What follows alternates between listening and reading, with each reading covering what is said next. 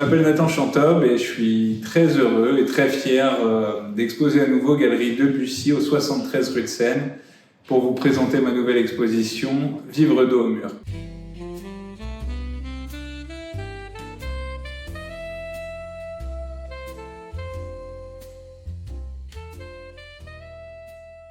Pour peindre honnêtement, on va dire, j'ai besoin de vivre des choses honnêtes et je ne sais pas pourquoi, j'ai cette proportion à m'attirer les ennuis, à me mettre dans la difficulté et la peinture honnête, la peinture sincère, pas forcément toujours la plus belle, mais la seule qui ait vraiment de la valeur à mes yeux, en tout cas l'exercice de peindre qui a vraiment de la valeur à mes yeux, c'est dans ces instants-là.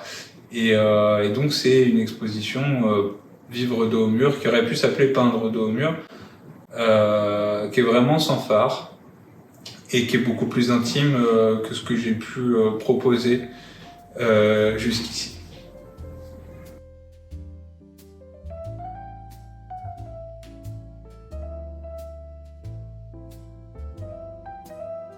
Mais je suis très heureux de réexposer ici à la Galerie Debussy.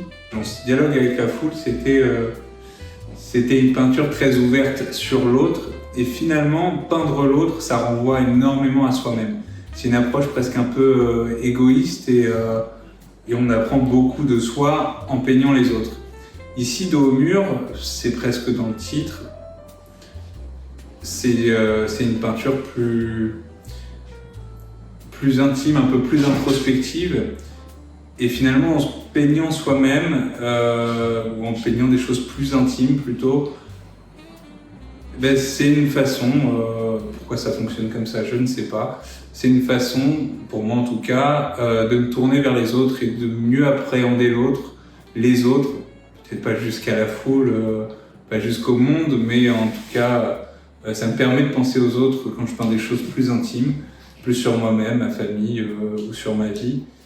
Et donc, plus que de parler de convergence ou de divergence, je pense qu'on est plus dans une continuité. C'est aussi pour ça que c'est très agréable de réexposer ici, parce que ça permet d'approfondir un propos, d'apporter une continuité. Et j'étais déjà très heureux l'an passé et je suis d'autant plus de pouvoir continuer comme ça à porter ce propos et d'être soutenu par la Galerie Debussy.